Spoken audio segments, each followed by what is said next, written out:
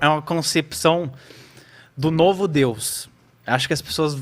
É difícil eu falar isso, porque as pessoas se sentem, às vezes, muito ofendidas, né?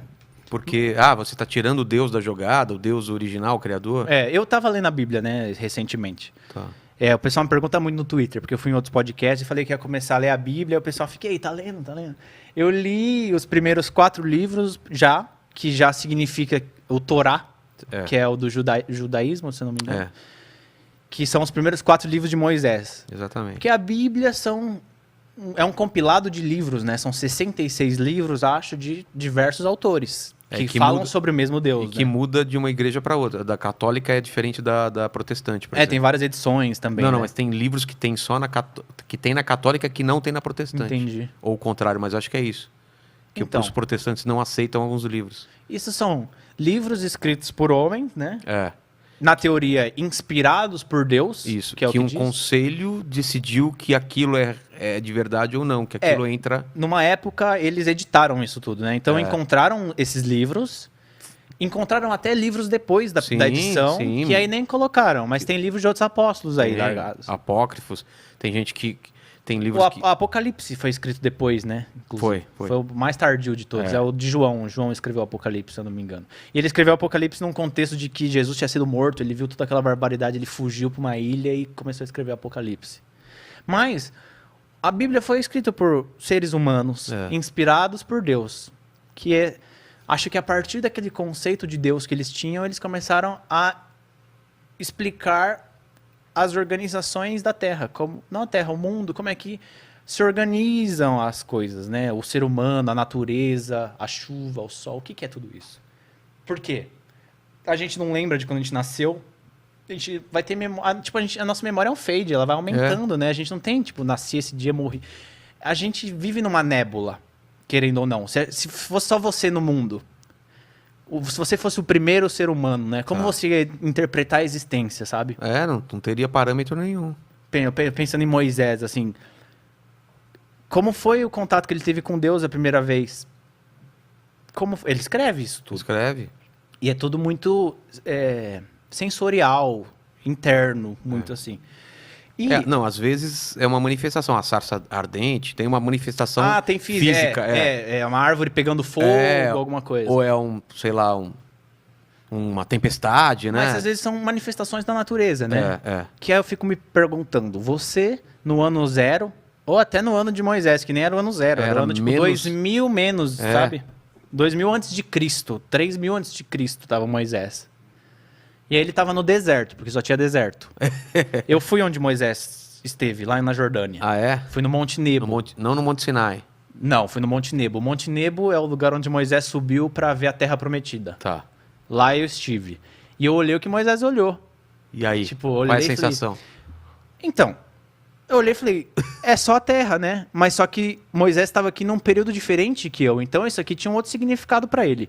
Quando ele estava aqui, nessa montanha que eu tô, começou a chover. E aí, de repente, caiu um relâmpago. Aí ele olha e fala, mano, o que é esse relâmpago? Será que é Deus querendo falar comigo? O que é esse relâmpago? Nem tinha a palavra relâmpago, entendeu? Não tinha a descarga elétrica da nuvem. O que causa essa... É a diferença, né, do magnetismo que causa isso. Isso não tinha explicação na época. Como é que alguém ia falar pra ele? Falar, mano, é assim que acontece, e aquela bola lá é a lua, essa bola aqui é o sol. Se você jogar essa bolinha aqui na terra, vai sair esse negócio verde. Aí você vai pegar isso aqui, você vai abrir, você vai comer, é doce. O que é isso doce? A fruta, né? O que gerou a fruta? Essa semente na terra? Como é que... O que veio primeiro? Foi a fruta ou foi a semente?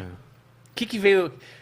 É difícil se responder quando não se tem ferramentas para se responder, né? Para se entender. Por que o sol ele vem aqui, sobe, depois abaixa e... Por que fica frio nessa época? Por que fica quente? É complicado? Se você não ensina uma criança, ela não vai saber. Ano passado eu consegui colher trigo. Esse ano eu não consegui porque teve um bicho que deu e... O que são as pragas? Por que ela veio? Por que dizimou essa população toda que está morrendo de tosse? Pensa se tivesse um vírus naquela época. Ninguém ia saber. Não, tinha, claro que tinha. Com certeza. Mas ninguém ia saber. As pessoas iam morrer. Morreu por quê? Maldição? É água? É o sangue que tá sujo? Aí eles aplicam isso a entidades, talvez, né? Esse foi amaldiçoado, esse não sei o quê. Exatamente. Esse tá com lepra era sinônimo de maldição, não era? Eu acho que sim. Era marginalizado essas pessoas e tudo mais. Isso já naquela época, entendeu? Porque o ser humano não mudou nada de lá pra cá. Ou, quando diz lá na Bíblia sobre quando a Eva comeu da árvore do conhecimento do bem e do mal. Foi aí que tudo se perdeu. Que ela conheceu o pecado, né? O que é a árvore do conhecimento do bem e do mal, que o ser humano só tem? Só o ser humano comeu. O macaco não comeu. Não. O cachorro não comeu. Então, para ele, não tem diferença de bem e de mal. Não tem diferença de céu e inferno. Por isso que eles falam que o cachorro não vai pro céu. Eu já vi muito disso. Ah, o cachorro vai pro céu? Não. Mas é porque o cachorro não sabe o que é Deus. O cachorro não sabe o que isso aqui é de causar medo. Porque esse copo de caveira, o que significa esse copo de caveira? É um vidro desenhado em formato de caveira para você beber água. Alguém chega aqui e fala, ai credo, que horror. Você olha e fala, caramba, que legal esse copo de caveira. Então, o ser humano que criou esse juízo de valor. Claro, claro. Do bem e do mal. Isso é do bem, isso é do mal, isso é do bem, isso é do mal. E os outros animais não têm isso. Certo e errado, né? Certo e errado, né? O que é o certo? O animal tem um instinto.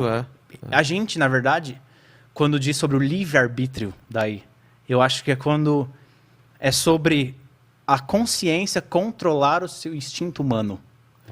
E quando você sabe dosar o seu livre-arbítrio, é isso que precisa ser ensinado. Como a pessoa dosa o livre-arbítrio dela para poder ter uma vida boa.